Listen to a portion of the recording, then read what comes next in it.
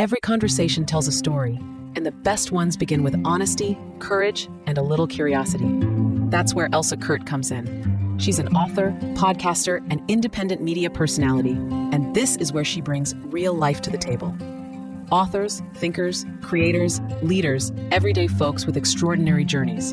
We sit down, we dig in, and we talk about what matters, what's messy, what's beautiful, and what just might inspire you to look at the world a little differently. So pour a cup of something good, settle back and join me. This is Elsa Kurt Interviews, where truth has a seat and everyone's welcome. Well, hello again, friends. We are talking today to a returning guest. I am so blessed to have her back again. Her name is Tamara Woldridge, and we are going to be discussing her latest book, Discover Your Amazing God. And it's going to be such a great conversation. So join in with us. Hi, welcome back. It's so good to see you again. Hi, it's so good to be here.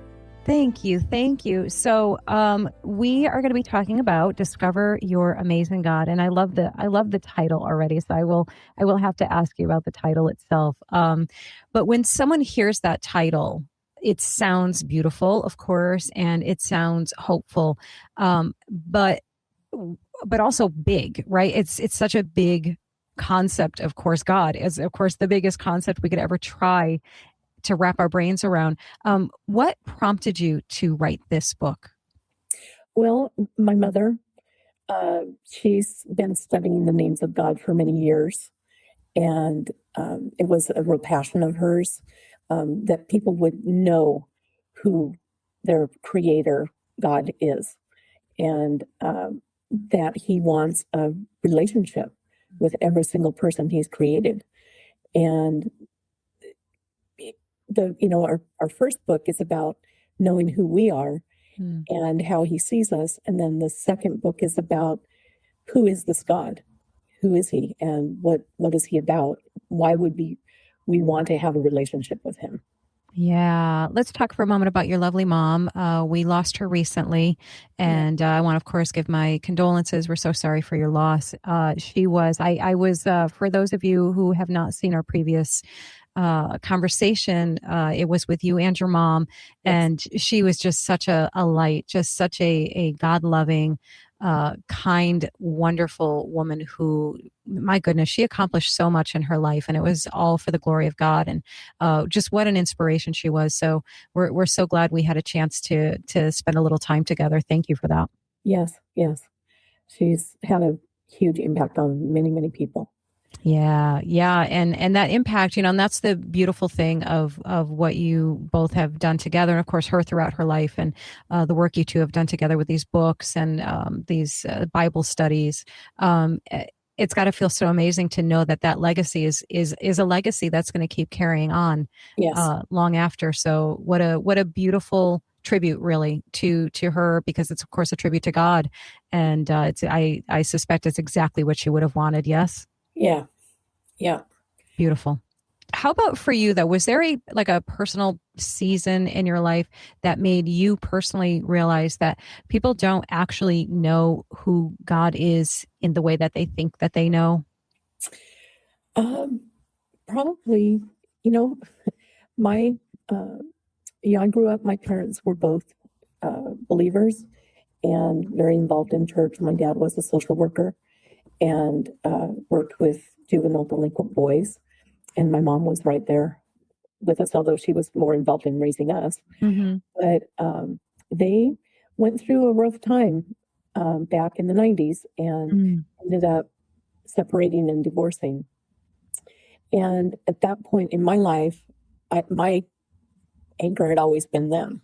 Mm-hmm. And their belief in God and all of the, we've learned through the years in church and I was kind of afloat at that point, and I felt like God gave me a choice. I could either go my own way or pursue him, and I chose him, and I'm really glad I did. Yes, absolutely. Yeah. And sadly, so many people take the long way around and maybe sometimes never even come back around. But so many people take the long way around to come back to God and come back to that faith and trust. And, they try and do it on their own, and they learn the hard way that you just can't not successfully. You can keep trying if you want, but if you want actual success in that, you come back to the Father every time, and you won't be disappointed that you did. So, what a blessing for you that you made that choice without having to go down some dark roads to get Yeah. there. So, wow, if we could Yeah. do that for everyone, right? And Yeah. that's kind of right. I mean, and correct me if I'm wrong. This is kind of what this book does in some ways for somebody, right? Somebody It reading. is. It gives you hope, because no matter how far down you go, Mm-hmm. God is still there going, come back, come back. It's okay. I'll accept you. I've paid Yeah, for all the sin. All you have to do is turn around and come back to me. And, beautiful. Mm-hmm. he's a good God. He sure is. Yeah. And, it's funny. And I don't mean funny, haha, guys. I mean, funny, our human nature is that I think, and I hear it so many times over and over again, that people will say, well, let me get my stuff in order. Let me get myself straightened out first, and then I'll come. And it's like, no, come as you are. Just Yeah. come as you are. Let him do the work in you. Yeah. And you will see, like, he's a big God. He can Yeah. handle it. Like, he can handle all of your stuff. And I think that's just, I don't know. I feel like that's just like the greatest comfort you could ever know in your life, right? Yes. Yeah. It's okay to be messy. Yeah. It's Yeah. okay. We just have to own our mess and Mm-hmm. say, hey, I'm messy and I need some help getting cleaned up. Yeah. And Yeah. it's okay. So true. And part of that is, you talk about dismantling false beliefs, right? That are shaped by fear, religion, or, emotional wounds. And it's such an honest phrase to even say that. Before we get into the actual teaching, what were some of the misconceptions about God that you personally had to learn, if any? Um, I had a dream one time that I've always hated peas. And so I had this dream about God that he was standing over me with a stick waiting, and I had a bowl of peas and I had to eat my peas or he was going to get me. Yep. And that is not who he is. That was how I saw him. Sure. That's not who he is. He's not waiting for us to mess up so that he can get us. He just wants us to come in and have a personal, intimate relationship with him. Yeah. And so that we are loved no matter what. He loves us. And that's why Jesus came and died. Mm-hmm. And It's such a cute, sweet illustration of that too, that imagery, because I think it's actually like super relatable for people, because I think we get in our head, so many of us, and myself included, I still catch myself doing it, where I'll say, something will go wrong, and I'll say something like, oh, God got me for that one, he showed me. And it's like, no, that's not his nature. Like, let's not put him in that spiteful, vindictive role. His correction certainly can be sharp and strong, but it's just, right? Yeah, right. And he's not just waiting for us to mess up. Right. There are consequences for choices that we make. Mm-hmm. And sometimes the consequences are not fun, but he's always willing to guide us back to where we need to be. Yeah. Yeah. That's so reassuring. Let's talk about covenant, not religion. And this is, again, one of my favorite subtopics of this, because I grew up, and I've said this so many times before, and I apologize to anyone who's heard me say it before, but I grew up without any religion, any faith upbringing, no church, none of that. It just was a non-conversation in my life, but I always had this longing for it. But at the same time, I had this resistance to it, because I had a preconceived notion of what church was, religion, what religion was, and who God was. And it turned out, I don't know why or how, it turned out that I actually had a better, closer understanding of who and what God was than what religion was trying to tell me. So let's talk about that a little bit. You frame the entire study around covenant, and it's a word that most of us here in church, outside of church, I'm not sure how many people really understand that. But in simple terms, what is a covenant, and why does that matter for how we relate to God? Yeah. A covenant is, to me, it's an agreement. Mm-hmm. It's something where two parties have entered into an agreement with each other, and it's not something that can be broken.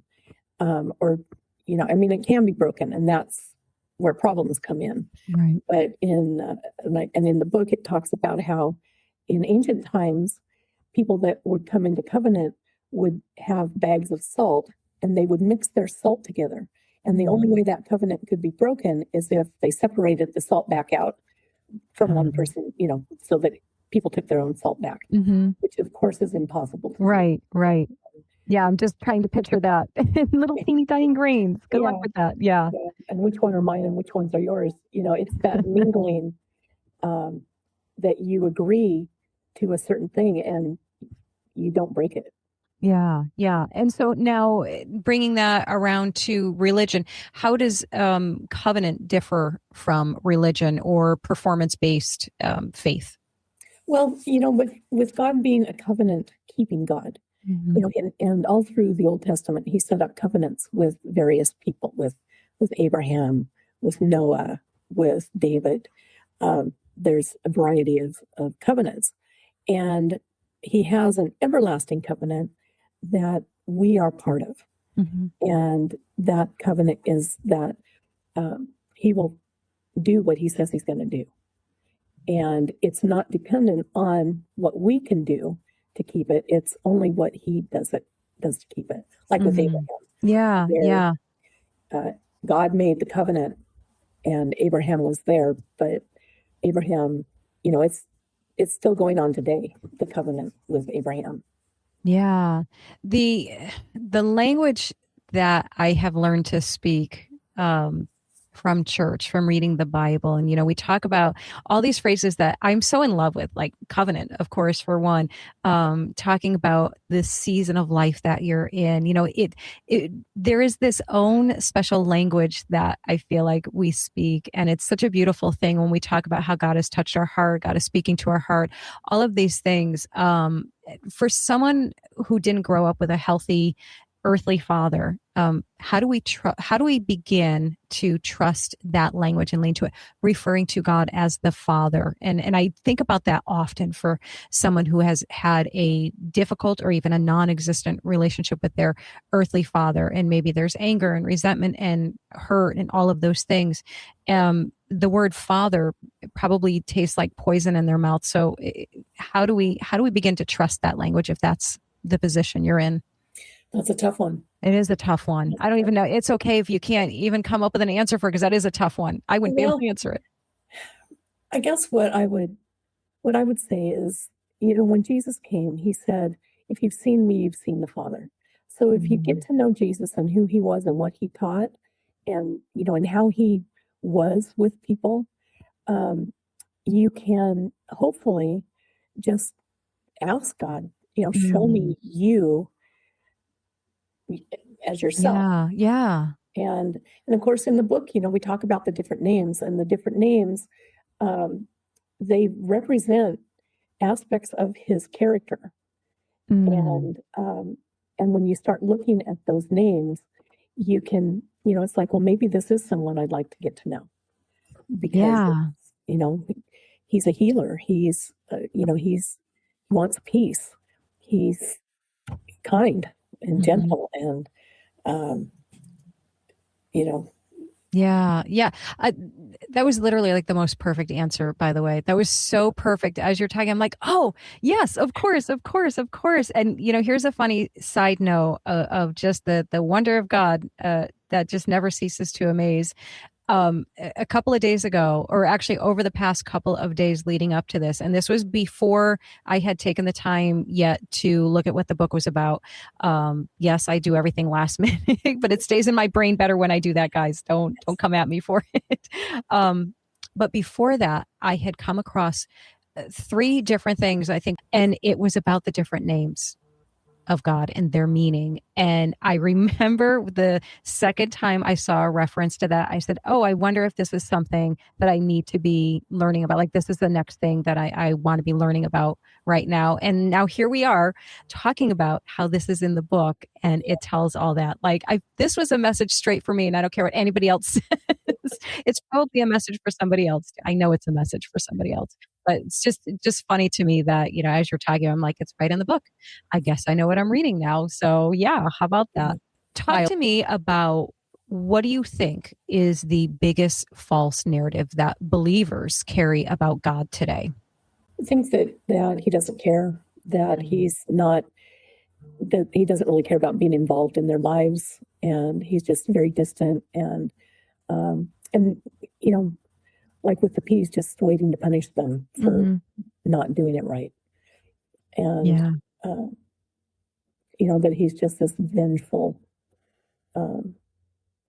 ready to swat you Yeah. kind of guy.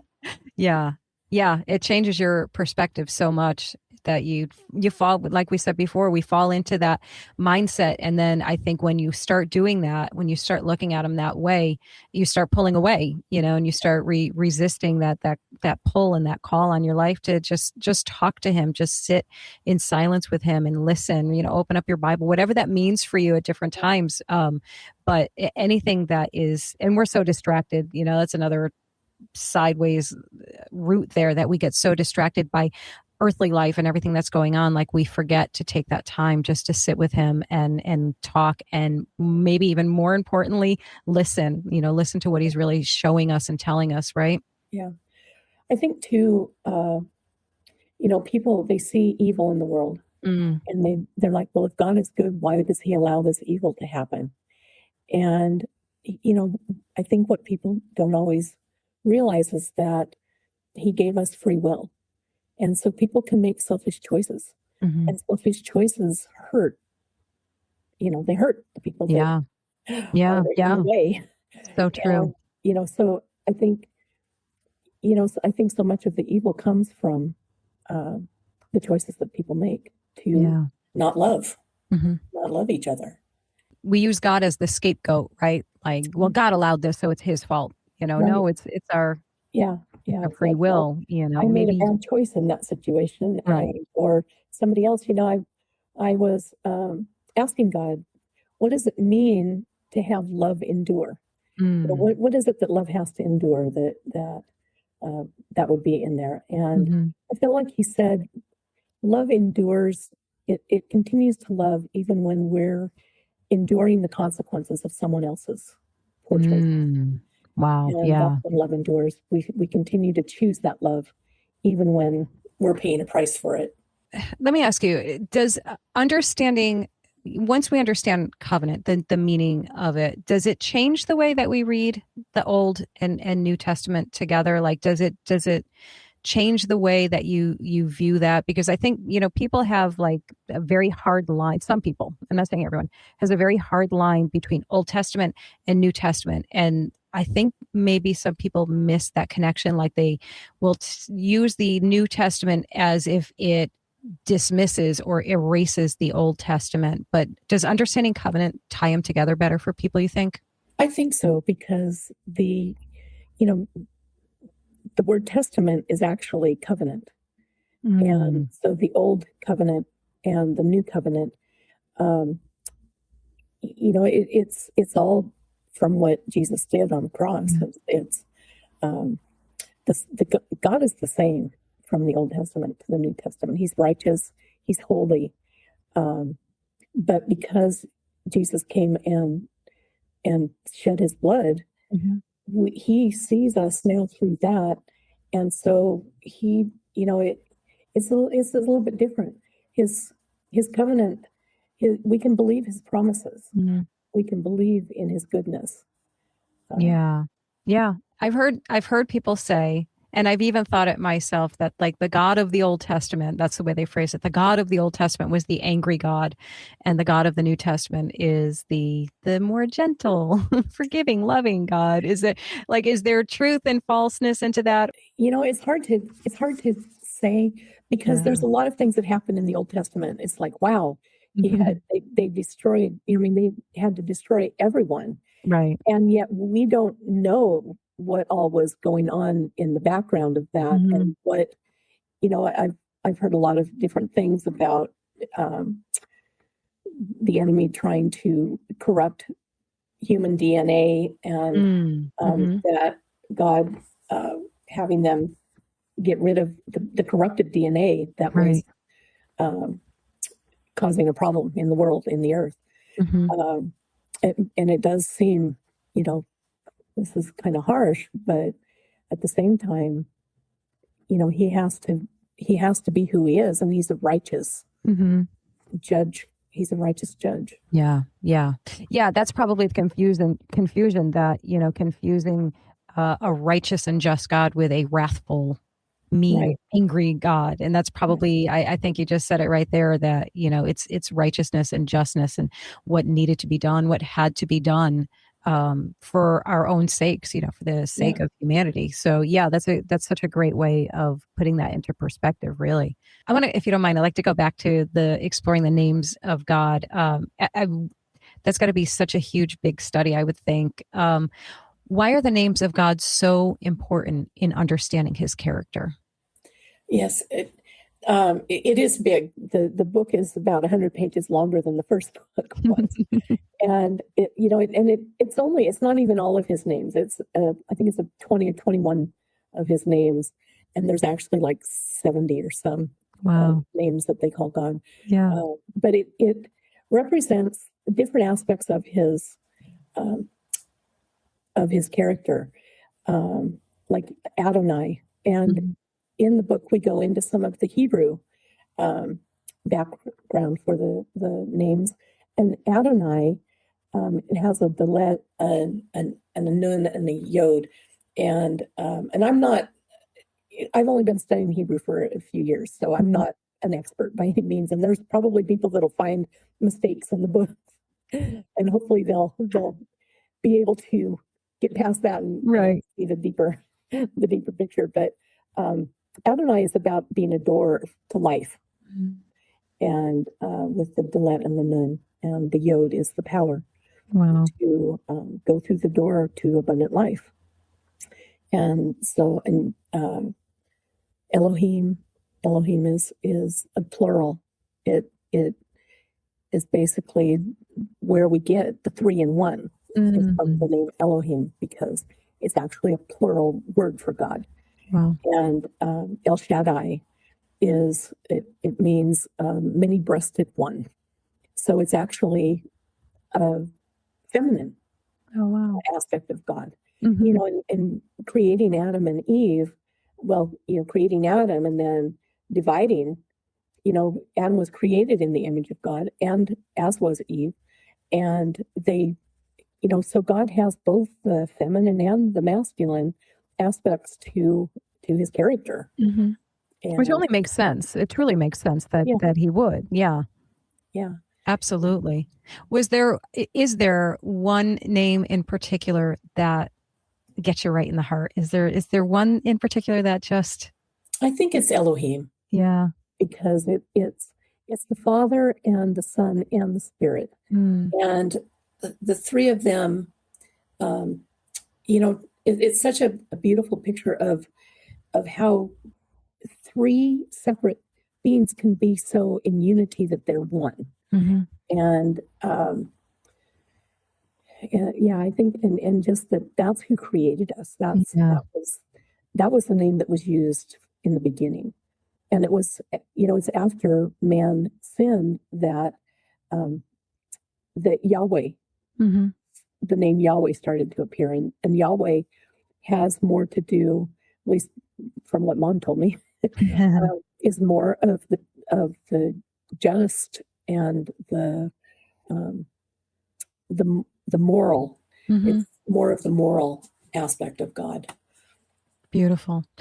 For someone who feels distant from God right now, how and if maybe, how can knowing his names shift that sense of distance from him? Do you think that it can?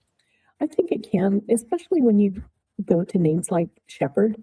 I am the Lord your shepherd.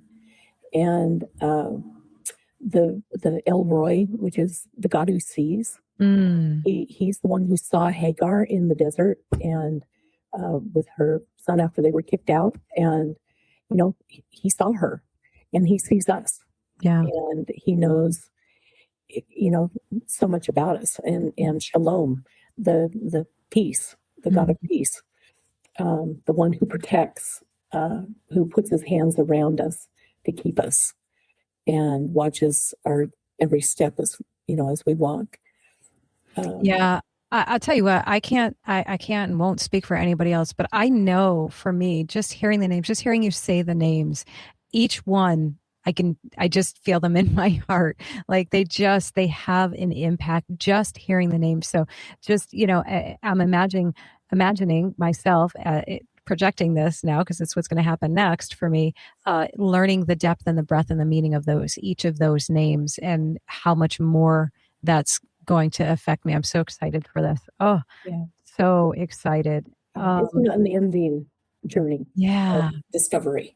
Yeah, I think that's my favorite part. I started off being really kind of frustrated with myself as a new Christian, as a new believer, frustrated that I didn't know more, that I don't know it fast enough, that I can't memorize every single thing. And I, felt this little bit of envy towards people like you who've grown up with this, that it's been part of your language and your life for as long as you can remember. And so it comes pretty naturally to you. And then as I speak to seasoned Christians, believers like yourself, who are so kind and so generous with your understanding and your knowledge, and just kind of that pat on the head of like, calm down. We're all learning Christians. Like we're all still we're never going to know it all. Like none of us are. So just keep going. Like just keep doing it. And it's so reassuring to hear those things for any, really, really devoted new believer who just wants to know so much. Like it's okay to slow down and just absorb what you can absorb. Right. Yeah. It's such a beautiful picture of being in community with each other. Yeah. Because, where I'm weak, others are strong, and where I can be strong, others, it can meet someone else's weakness. Yeah, absolutely. And especially, for you in particular, you have clearly, of course, experienced very recent seasons of grief and navigating through that, and to have the comfort and confidence of knowing God, knowing Jesus, and knowing what awaited your mom. There is comfort in that. And I think people underestimate that. Like, it's not that you don't grieve. It's not that you don't cry. It's not that you're not sad. But you have this comfort and hope, really, right? Yeah. In Luke 20, it says that God is God of the living, not of the dead. Mm. And, so I think that we have a very different understanding of death than God does. Yeah. But I know that Mom is alive. Mm-hmm. She's just not here, which is, heartbreaking for me because she's been such a huge part of my life for so long. And working on these books. And we finished the second book just a couple weeks before she passed away. And so it was, it is kind of this bittersweet thing that, I know that she is no longer in pain and she's dancing with the Lord. And, but here we still have, some rescuing to do. Right. And, people that hopefully will be able to hear the truth and hear that God is good and loves them and wants to have a relationship with them. Yeah, absolutely. You talk about identity as sons and daughters, and that language, of course, is so powerful, especially in a culture that is constantly redefining identity. What does it mean to find identity rooted in covenant instead of culture? I think there's a firmer foundation to it. Your identity, if you know who God says you are and how He created you, and that we're fearfully and wonderfully made, and the body is such an amazing thing, and then to have the soul and the spirit all involved in that, it's an amazing thing, and the covenant is just kind of the foundation of why we're here. He made, God created us to be family with Him. And that's, that the word Sabbath, it has two baits in the middle of it. And baits are all about family and home. Wow. And, He wants to be family with us. He wants That's us to be beautiful. his family. Mm-hmm. That's why Yeah. we're here. That is why we're here. That's the point of everything, right? Now, this is structured as a guided course, right? Like the book is structured as a course. Yes. Yeah. Who would you say this book is for? Like if I'm browsing through or somebody's browsing through, who is this book calling? I think, I think Mom's intention in it was Mhm. to reach people who've been in church and not necessarily been told who they are and why they're here. Mhm. And that, in a lot of ways, religion sometimes gets in the way of the relationship Yeah. that God wants to have with us. And, it's real easy to just have these rules that you try and uphold, but most of us don't, we can't be perfect at keeping all the Right. rules. Mhm. And it's, it's just about coming to know who we are and who he is. Yeah. And that there is a purpose in being here. Yeah. Yeah. I love that. And I think your book hits on really, I mean, what we're all trying to figure out here, besides trying to figure out ourselves, but this is literally how you figure out who you are. If you know him, if you understand him, if you discover your amazing God, Mm-hmm. then you have a much better opportunity to discover who you are and to root yourself in that identity instead of, and I talk about, culture daily, every day. This is one of the topics that I talk about and how it's such a deceiver and it's such a liar to all of us, to everyone who gets sucked into it. Your identity is already all set. It's already determined and it's really, really good. Like it's so good. Yeah. And when you rest in that, gosh, not a whole heck of a lot else can really phase you too much. So if you could leave our listeners or viewers with one truth about God's character that you want them to carry after this conversation, what would that be? I would probably say that, we are created in his image. Mm-hmm. And so we know what love, God is love. We know what love should be. And we know when it's not love. Mm-hmm. It's just an innate thing in us. And there's treasure that every single person has inside of them that God has put there. And these books are about uncovering and discovering what the treasure is, the treasure in us and the treasure in him. Yeah, oh my gosh, that's absolutely perfect. Tell everybody the names of both books again and tell them where they can find them. And guys, that it will be in the show notes. Don't worry, you'll be able to click right on those links, but go ahead and tell them where they can find everything. Well, the invitation is the book on identity, and it's Discover the Treasure of You. And then the second book is Discover Your Amazing God. And both of the books are available on Amazon, as well as our website, which is goldstandardministries.com. Beautiful. Thank you so much. The books on Amazon are paperback or hardback. Mm-hmm. The one on the website is spiral bound. Perfect. And both of them, and the ones on Amazon are 8.5 by 11. The ones on the website are 6 by 9. So Nice. it's kind of up to people what they would prefer. Yeah, that's nice to have those options. I'm a big spiral bound fan, so I'll be going over to the website for no offense, Amazon, but that's where I'm going. Sorry. Yeah.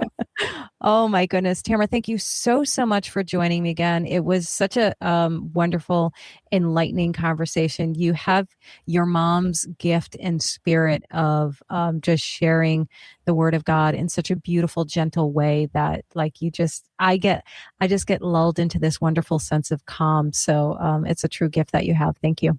Oh, thank you, Elsa. Thank you for doing the interview for us. Absolutely. It was my pleasure. All right, guys, we're so grateful that you joined us today and took time to listen in on this. You heard where to find the books. The links will be in the show notes, and we look forward to seeing you guys in the next episode. Take care. You've got a story worth sharing. Now it's time to tell it well. Whether you're an author, entrepreneur, influencer, or podcast guest, stepping in front of the camera or microphone can feel overwhelming. On the other side of the mic is your practical, encouraging guide to becoming a confident, authentic, and engaging interviewee. Written by media personality and best-selling author Elsa Kurt, this book blends real-world wisdom from hundreds of interviews with a touch of humor, grace, and heart. It's more than a how-to. It's a roadmap to presence, professionalism, and peace in every conversation.